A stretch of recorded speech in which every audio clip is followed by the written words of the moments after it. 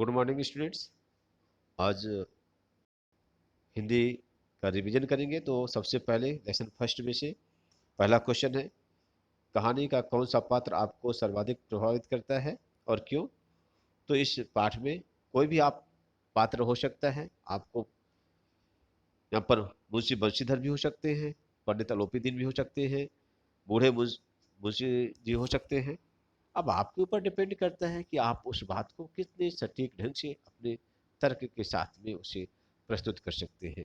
जैसे कि अगर आपको मुंशी बंशीधर पसंद है तो उसमें आप बता दीजिए कि हमें सबसे ज़्यादा इन्होंने प्रभावित किया है क्योंकि ये ईमानदार थे, कर्तव्यपरायण थे, कठोर है और धर्मनिष्ठ थे। ईमानदारी के चलते चलाते उन्होंने क्या है, पिता की बात भी नहीं मानी और अलोपी दिन के लालच में भी नहीं फंसे। दूसरी तरफ पंडित अलोपी दीन को अगर हम आदर्श व्यक्ति मानते हैं तब हमें बताना पड़ेगा कि पंडित अलोपी दीन में हो सकता है कि बचपन में कोई ऐसे संस्कार उन पर पड़े रहे हो जिसके चलते चलाते वो चोरी करना सीख गए, तस्करी करना सीख गए। लेकिन फिर भी समाज में सभी लोगों के साथ में उनके अच्छे संपर्क थे। सभी लोगों को वह क्या है, भोजन पानी कराते थे। समाज में उनकी प्रतिष्ठा थी। और जैसे ही उनको इस बात का एहसास हुआ कि जीवन में पैसा ही सब कुछ नहीं है और चोरी करके ही जीवन को नहीं जिया जा सकता है, वैसे वो ईमानदारी के रास्ते पर चले आए। और जिस व्यक्ति ने उनकी इज्जत मिट्टी में मिला दी थी उस बंशीधर को अपनी पूरी प्रॉपर्टी का मैनेजर बना दिया। ये उनके क्या है, हृदय परिवर्तन की स्थिति है। तो बच्चों, जैसे कि एक स्त्री प्रेमी गोस्वामी तुलसीदास जी बन गए, जैसे कि एक डाकू रत्ना डाकू वाल्मीकि जी बन गए, तो गोस्वामी तुलसीदास जी और महर्षि वाल्मीकि जैसे आज हमारे समाज में आदर के पात्र हैं, आदर्श पुरुष हैं, उसी तरीके से पंडित अलोपी दीन भी एक आदर के पात्र व्यक्ति हैं। तो अगर आप पंडित अलोपी दीन का पक्ष लेते हैं तो आपको कुछ ऐसे तर्क देने पड़ेंगे कि आखिरकार उन्होंने जैसे अपने सच्चाई के रास्ते पर, ईमानदारी के रास्ते पर वो चले आए। ठीक है। क्वेश्चन नंबर सेकंड में पंडित अलोपी दीन के दो पक्ष हैं। आपको पहला पक्ष इसमें बताना है कि पहले वो लक्ष्मी के उपासक थे, पैसा को ही महत्व देते थे और पैसे के लिए चोरी करना, तस्करी करना, लोगों की लल्लो चप्पो करना, ये सब कुछ करते थे। लेकिन जैसे दूसरा उनका पहलू आ गया ईमानदारी का, तो ईमानदारी के वो कायल हो गए। जिस बंशीधर ने उन्हें गिरफ्तार किया था उसी बंशीधर को अपनी पूरी प्रॉपर्टी के स्थायी मैनेजर बना दिया। तो ये उनका दूसरा पहलू है। लड़कियां हैं कि घास फूस की तरह बढ़ती चली जा रही है। इस वाक्य में समाज में लड़कियों की स्थिति किस प्रकार थी, इसको स्पष्ट करें। तो देखिए, इसमें जो उस समय का जो समाज था, उस समय की समाज में लड़कियों के प्रति आदर का भाव नहीं था। उन्हें खेत खलिहान में उगी हुई जो बेफालतू की खरपतवार है, घास फूस है, ऐसा माना जाता था। और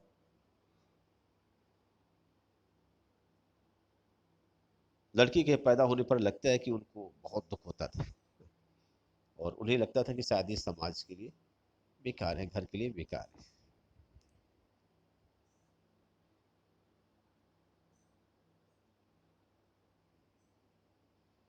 मियाँ नसीरुद्दीन को नानबाजियों का मसीहा क्यों कहते हैं? तो मियाँ नसीरुद्दीन को नानबाजियों का मसीहा इसलिए कहते हैं क्योंकि उनको क्या है, उनके पास 56 प्रकार की रोटियां बनाने का विशेष हुनर था।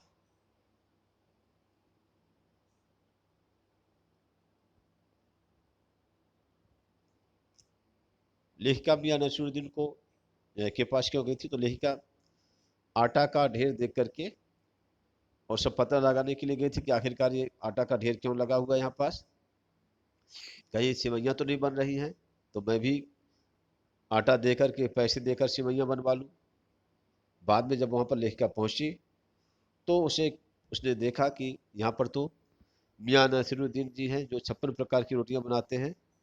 तब इसके लिए उन्होंने उनके बारे में जानकारी और ज़्यादा हासिल करने का प्रयास किया। तो ये यहाँ पर उनकी पत्रकारिता का पहलू सामने आता है। और इसके पहले जैसे मैंने बताया कि एक सामान्य एक स्त्री की स्वभाव की बातें आती है।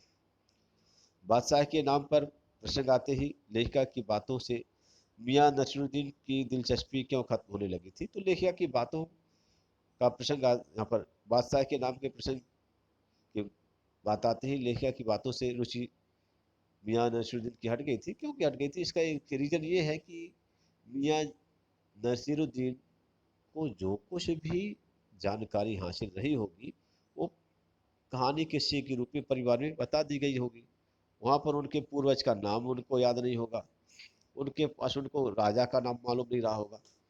तो हो सकता है कि वो क्या है, जब मालूम नहीं रहा तो बता नहीं सकते थे, इसलिए वो शांत हो गए कि क्या बताएं। दूसरी बात हो सकती है वो डींग हाँकते रहे, झूठी बात प्रशंसा कर रहे थे, अपने परिवार की प्रशंसा कर रहे हो, है ना, सोचे अब मेरी पोल खुल जाएगी, तो इसलिए वो क्या है शांत हो गए रहे होंगे। तीसरी बात हो सकता है कि भाई उनके पास काम था और वे फालतू की लेखिका उनसे क्या क्वेश्चन पर क्वेश्चन रेज कर रही थी, तो सोचा होगा कि भाई ज़्यादा इनसे बातचीत करेंगे तो नुकसान होगा, है ना, भाई आज जो तो हो गया बता दिया कुछ, अब ये जाएं। तो ऐसे कोई भी पहलू हो सकते हैं जिसके चलते चलाते क्या है, यहाँ पर मियाँ नसरुद्दीन लेखिका से तो की बातों से दिलचस्पी लेना बंद कर दिया था। पाठ में मियाँ नसीरुद्दीन का शब्द चित्र लेखिका ने किस प्रकार की खींचा है। तो लेखिका ने बताया कि जैसे दुकान के वहाँ पर अंदर जैसे हो गई, वहाँ पास में गई तो उन्होंने देखा कि चारपाई पर एक वहाँ पर बैठे हैं मियाँ नसीरुद्दीन। यहाँ पर क्या है, बीड़ी पी रहे हैं।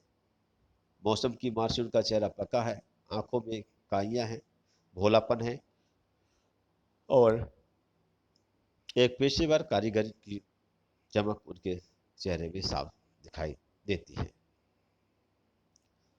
अगला क्वेश्चन है पाथेर पंचाली फिल्म की शूटिंग का काम 2.5 साल तक क्यों चला। तो पाथेर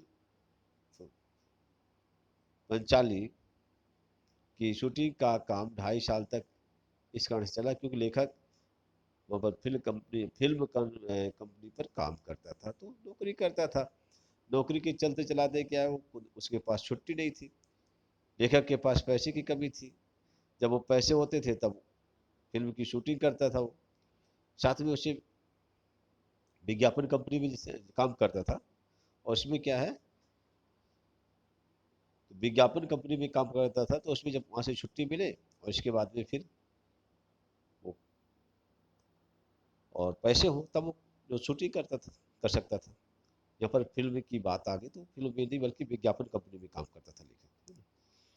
और दूसरी बात है वहाँ पर पात्रों की समस्या, बीच में पात्र का मर जाना, बारिश के सीन में क्या नील गायों का जो तो कांच या कांच के फूलों का नष्ट कर देना, ये सब बातें क्या है बारिश के सीन के कारण, ये सब बातें थी जिसके कारण से उनका काम जो लगभग क्या 2.5 years जो के आसपास चला। भूलों की जगह दूसरा कुत्ता क्यों लाया गया था। भूलों की जगह दूसरा कुत्ता इसलिए लाया गया था क्योंकि भूले कुत्ता की मौत हो गई थी। उसने फिल्म के किस दृश्य को पूरा किया। उसने फिल्म के देखिए पूरा दृश्य हो चुका था। यहाँ पर आपू तीर कमान से खेल रहा है, उसकी माँ सर्वजया उसको क्या है चावल खिला रही है, भूलो कुत्ता भी पास में खड़ा है उसे देख रहा है, उसका ध्यान उसकी थाली पर है। लेकिन यहाँ पर अपू का ध्यान खेल कूद में नहीं है। और यहाँ पर क्या है, अपू खाते खाते तीर कमान जो तो चला देता है और उसमें तीर लेने के लिए दौड़ पड़ता है। उसके पीछे जो तो भूलो कुत्ता भी वहीं खड़ा सब कुछ देख रहा है, उसका ध्यान केवल अपू की थाली पर है। यहाँ का दृश्य हो गया था। बाद में क्या है, जो दूसरा भोलू कुत्ता आया, उसने क्या है कि अपू की माँ के द्वारा जो बचा हुआ भात था उसे गमले में डाल दिया जाता है, तो उसे भोलू कुत्ता को खाना था। इस दृश्य को दूसरे कुत्ते ने पूरा किया। फिल्म में श्रीनिवास की क्या भूमिका थी और उसने उसके जुड़े हुए बाकी दृश्यों को उनके गुजर जाने के बाद किस प्रकार फिल्माया गया। तो फिल्म में श्रीनिवास की भूमिका मिठाई बेचने वाले की थी और उनके देहांत हो जाने के बाद उनके जैसे कदकाठी का दूसरा आदमी लाया गया था। उनका चेहरा अलग था, लेकिन शरीर जो था श्रीनिवास से मिलता जुलता था। इसलिए यह तरकीब अपनाई गई कि आदमी कैमरे की तरफ पीठ करके मुखर्जी बाबू के घर के गेट के अंदर जाएगा और फिर जो है तो पीठ के तरफ से ही जो है तो मिठाई बेच करके चला जाएगा। तो इस तरीके से ये काम सफल रहा। इस तरह का सीन। बारिश का दृश्य चित्रित करने में क्या मुश्किल आई और उसका समाधान किस प्रकार हुआ। देखिए, यहाँ पर सत्यजीत राय के पास में पैसे नहीं थे, तो बारिश के दिन की जब शूटिंग कर रहे थे तो वहाँ पर क्या है, उस दिन उस समय वो शूटिंग नहीं कर पाए क्योंकि पैसे नहीं है।